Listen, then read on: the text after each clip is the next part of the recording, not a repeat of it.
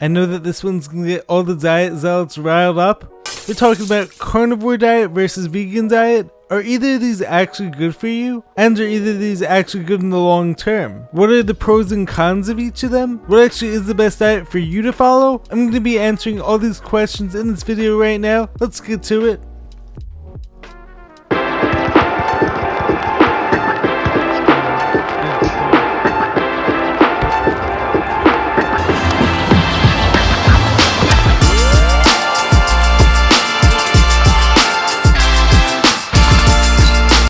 What's happening, fam? Welcome back to the Jared and James channel. I am Jared Weiss, and if you guys didn't know, that must mean that you're not subscribed to the channel, so you know what to do. Smash that subscribe button, be sure to leave a like, drop a comment, let me know what you guys think of this video.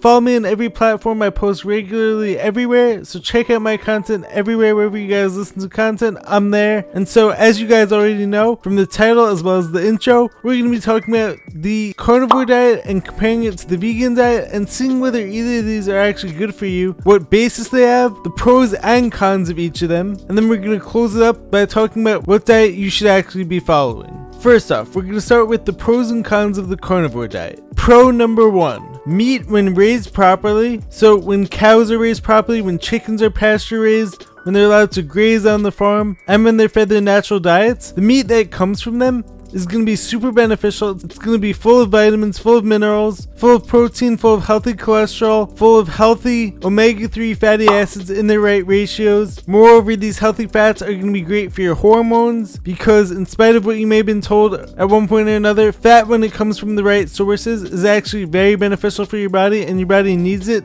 Fat doesn't make you fat. That's a myth. It's a lie. And talking about myths when it comes to nutrition. Biochemist named Ansel Keys published a study that compared heart disease and fat consumption in a half dozen countries. The more fat, the more heart disease. Just one little problem. Keys left out countries where people eat a lot of fat but have very little heart disease. He also left out countries where people don't eat much fat but do have a lot of heart disease. He threw out the data that didn't fit and published his results. Keys became known as the father of the lipid hypothesis, which says that eating saturated fat raises the cholesterol in your blood, and high cholesterol in your blood clogs your arteries and causes heart disease. The whole cholesterol being bad for you and causing heart disease is actually a myth that was promoted by Ansel Keys, and this led to the idea of putting people on statins, which have tons of side effects, and this actually ends up leading to more heart issues. And when you don't actually eat cholesterol, your body needs other ways to make it because cholesterol plays a major factor in brain health and hormone function. Cholesterol is produced by almost every cell in the body. Cholesterol is also nature's repair substance. It's used to repair wounds, including tears and irritations in the arteries. Doesn't sound bad to heart health if you ask me. Many important hormones, as I mentioned, are made of cholesterol, including hormones that regulate mineral metabolism and blood sugar. Hormones that help us deal with stress, as well as sex hormones, are made of cholesterol as well. As I already said, cholesterol is vital to the brain and the nervous system. It also plays a role in the utilization of serotonin, which is one of your feel-good hormones, or feel-good chemicals in the body. The bile salts that are needed for the digestion of fats come from cholesterol, and cholesterol actually is a powerful antioxidant that protects us against free radicals and therefore can help prevent against the body's need to form cancer, and therefore it can protect against many other health problems in the body that are caused by inflammation and that are caused by damage to the cells. Also, don't fall into the lies that meat is responsible or cow farts are responsible for CC. You guys know what I'm talking about? Also 33, very dark. Some very dark occultist numerology and gematria are being used there. So don't fall for that lie. That's not doing any more to change the weather than these chemicals that are being sprayed on us, or just the pure lies that are being told to us when it comes to all this nonsense. So I do believe that the carnivore diet has shown people the importance of eating meat. I take a vitamin every day.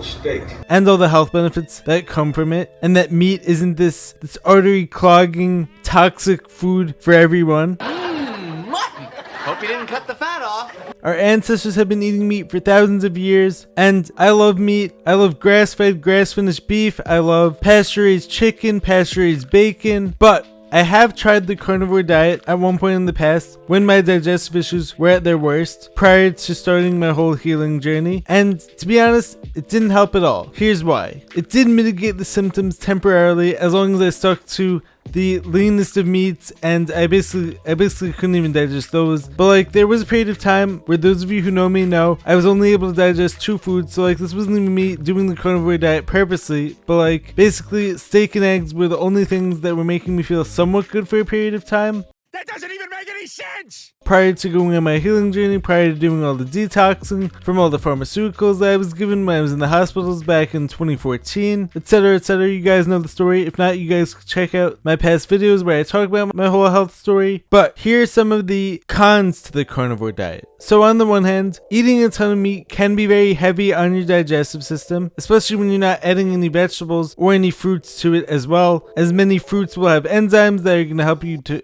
digest food better, and the vegetables are going to have many of these micronutrients which are going to be beneficial and which are going to help to nourish the body and help to fill you up. They're going to have fibers to help you eliminate better, because a lot of people, when they do the carnivore diet, they end up not really going to the bathroom a whole lot, and then their body buildup of toxins is going to increase, which is going to lead to other health issues. And many people who go on the carnivore diet thinking that doing it is going to heal all their health issues often are mistaken. Oh, then I was way off! And then they end up wondering why, when all these people are telling them how healing it is and how amazing it is, why isn't it working for them? I'm going to be answering that more in detail in a little bit. Moreover, many of the ways that animals get killed out there for our meat consumption are unethical. Most of them are coming from factory farmed cows. Most of these cows are being fed unnatural diets. They're being fed corn and soy, which leads to them having digestive issues. Oh, it's disgusting! Many of the animals are being jabbed or vaccinated and given tons of antibiotics, so they're going to be absorbing all these toxins into their systems, and then we're going to be eating that, and so we're not going to be getting the same nutrient quality, we're not going to be getting the same beneficial ratios of omega-3 to omega-6 fatty acids, we're not going to be getting the same levels of vitamins and minerals, because non-organic, non-grass-fed, soy and corn-fed beef is not nearly as good for you as grass-fed, grass-finished beef, and you're going to be absorbing all those toxins from their feed into your body, and therefore it's going to be harder to digest, and it's not going to be as good for you. Of course, you could have it once in a while. It doesn't mean like you can never have any non-organic products ever. And Monday, Joe. Wednesday, no Joe. But in order to get the full benefits of beef, chicken, fish, etc., you need to be eating them when they're ethically raised, when they're coming from their natural diets that are going to be best for their health, because you're going to be consuming them, and so you want to be eating them when they're their strongest, not when they're just made fatter unnecessarily. You huge. It, fatso. And beefed up, no pun intended, just as this way to please the consumer or to please the distributor. Moreover, if any of you have ever seen these CAFOs, they're disgusting. Cows are basically moving around in their own feces. As a result, they're not going to be as strong as they should be. They're not going to be living their own natural lives. And when you eat that, you're going to be absorbing that level of toxic lifestyle, and you're going to be absorbing those poor things into your own bodies. Moving right along, when you only eat meat and you're leaving out the other parts of the animal, such as the organs, such as the bones to make bone broth, when you're just having plain pure meat, you will end up severely malnourished, as many carnivores out have actually experienced, and their energy levels dropped, their performance dropped in their whole lives, and they ended up not feeling good, which is why many former pure carnivores have started adding fruits, raw honey, raw milk, raw dairy back into their diets as this way of making up for the lack of nutrients. And many of them also take organ supplements, which are very good for you as long as you get them from a high quality source, or many of them are actually eating organ meats, which are extremely beneficial for you if you could stomach them. There's so many vitamins in them, they're chock full of nutrition and tons of benefits for you. To sum up the carnivore diet, it could be a semi-good elimination diet, very temporarily, just to figure out what's going on, but as a long-term solution, I do not see it as that. So the purely carnivore diet does not get my stamp of approval. The modified carnivore diet, with adding fruits, organ meats, raw honey, raw dairy, I would actually say that overall, it's definitely a solid option, but it's still not fully beneficial, so I wouldn't give it my full stamp of approval, but it definitely is a solid option for a lot of people. And it's also way better than the standard American diet, as any of these diets pretty much are. And while I don't like the idea of unnecessarily restricting food groups or unnecessarily restricting foods when you don't have to, the carnivore plus fruit plus honey plus raw dairy is going to be giving you most of your nutrients. It might not be giving you a ton of fiber to help your system move more efficiently and to help move waste through you, but for a lot of people, overall, I would say that that diet overall is very solid, and it also could temporarily provide people with certain healing benefits. And if you do feel good on that, then roll with it. As long as you're getting enough nutrients, as long as your body feels good, as long as your energy levels are good, as long as your detoxification systems are moving efficiently, then who am I to tell you stop doing what's working for you? And now we are on to the vegan diet. Let's get into some pros and cons of this diet. First off, I want to start by saying that I have no problem with anyone who adopts veganism because they care about animals. I fully respect that. If you're doing it for ethical reasons, then kudos to you. However, there are a lot of misconceptions when it comes to people eating animals that are raised properly, and many of these vegan ways are actually bad for the planet, as I'm going to get into. But I do respect people who stand up for what they believe in, and so I'm not here to attack any of you. I come in peace. But it is important for me to speak on what I believe in and speak on trying to help people become their best, healthiest, smartest, most knowledgeable selves, and then you guys take this knowledge and you could use it, you could take what resonates with you, you could throw all of it away if none of it does. This guy stinks! But I'm just trying to help the world become a better place, and in doing so I want to help people, and I want to give as many people the knowledge for these things that I've gained. And also, humans are a part of nature. We're part of our own environment, we're part of our own ecosystem. So therefore, we have to value our own health too. Many people out there have been falling for this trap of thinking that by humans thriving and succeeding by eating their natural ancestral diets, they're harming the environment. What you just said is one of the most insanely idiotic things I have ever heard. But humans have been eating animals since whenever this earth was formed. And also, don't animals eat other animals in nature? Am I mistaken when I see this? That's a side note. Let's get back to the pros and cons of the vegan diet. Vegetables are great for providing you with micronutrients, with phytonutrients, and they can be great at helping to detoxify the system. Many plants and herbs are going to be super beneficial at detoxifying the system, whether it be these super greens, whether it be the cruciferous vegetables, when they're prepared the right way, as I'm going to get into in a little bit, coming from Weston A. Price's principles. So like many plants are actually going to contain things called anti-nutrients, which the plants are actually going to form these protective layers so that this way they don't get eaten by predators. However, this doesn't mean that our bodies aren't meant to digest them, because I believe all of our bodies are omnivorous, which means that we're able to eat both plants and animals. But in order to deactivate these anti-nutrients, we have to cook the vegetables properly. I do think that humans have been consuming foods with anti-nutrients in them for at least thousands of years, right? If not longer, depending on how far back you want to count, our ancestors and into our species. And so I do think they are a natural part of a human diet to an extent. I do think that they are overeaten.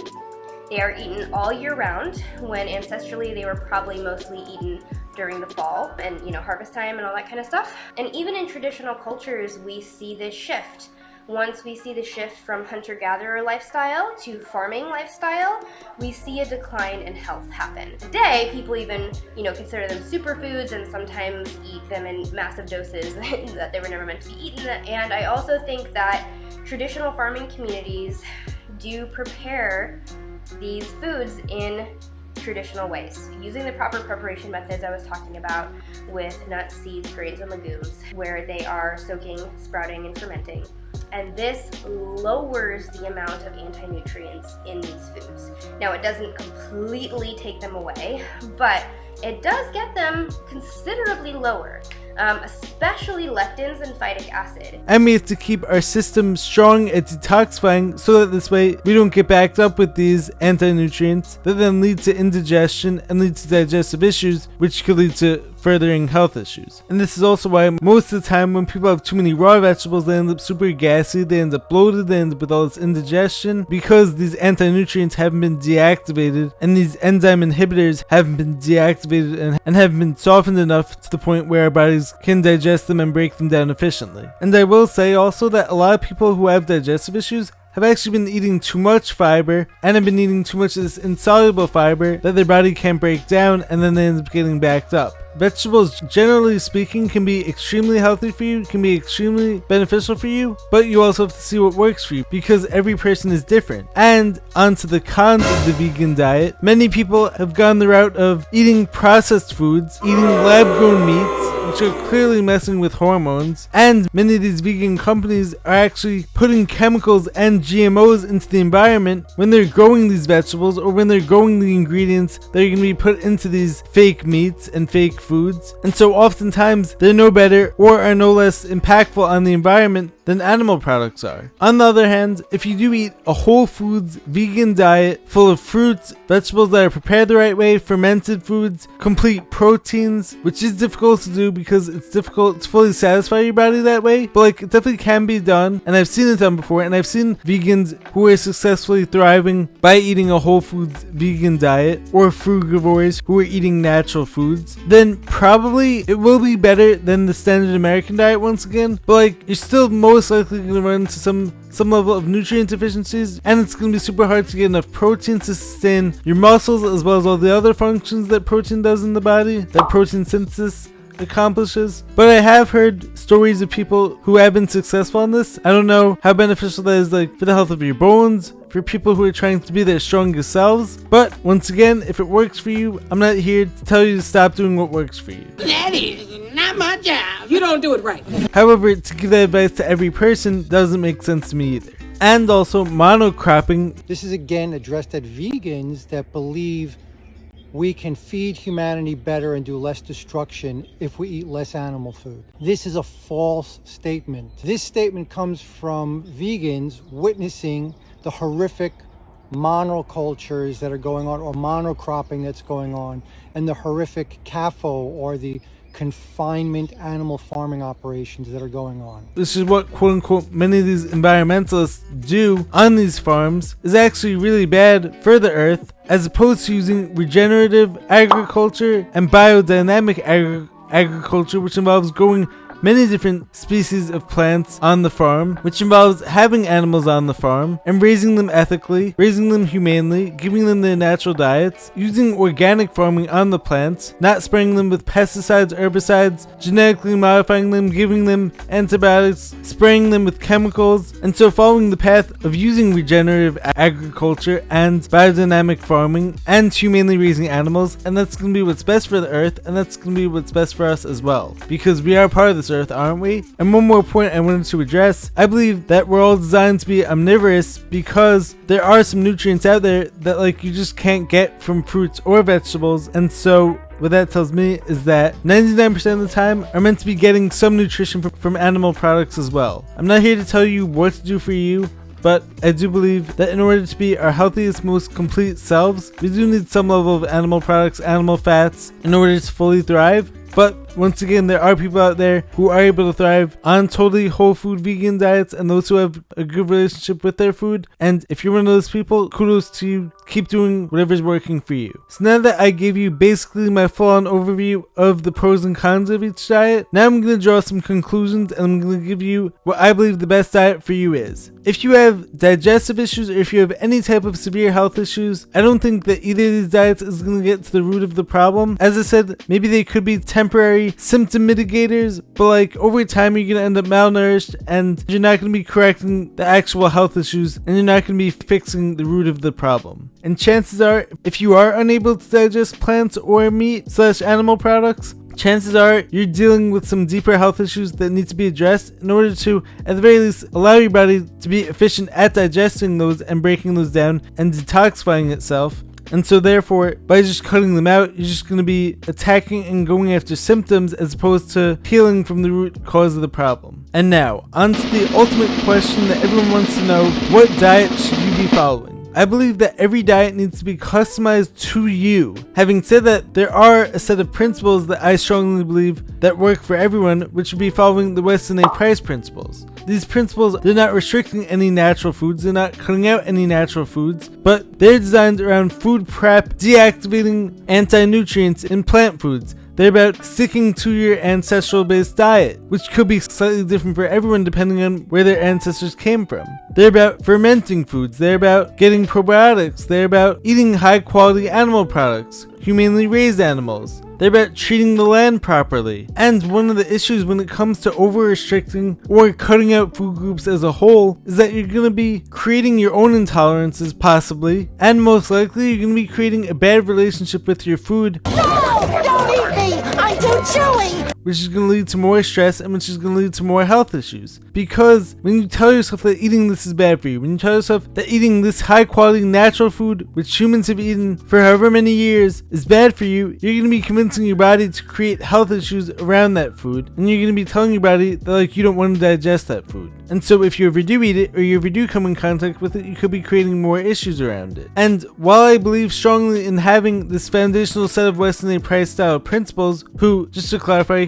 even though I believe I mentioned this in my last What I Eat in a Day video, he was a dentist. When he was going on all these trips around the world, what he discovered was that when humans were sticking to their ancestral based diets, they weren't getting health issues, they weren't getting cavities. As soon as they adopted modern diets and modern lifestyle factors, their health would go down, spiraling, and would change drastically for the worse. Ancestral food prep, ancestral ways of eating, and doing things the human way, the more natural way, is always going to be what's best for your health, and it's going to allow your body to assimilate the nutrients properly, and it's going to allow you to thrive and live as your highest selves. Of course, there's also more to health than just your diet, food-wise, but I've spoken about that in other videos, and for the sake of this video, we're going to keep it to the food. We all need slightly different diets, even though we can all basically stick to the same set of overall principles, but we all have different toxin exposure, we all have different efficiencies of our digestive system, we all have different activity levels, we all have different places where our ancestors came from. But what I believe strongly in is if you eat organic, whole foods, you enjoy your foods, you eat them with good company or with good music, good podcasts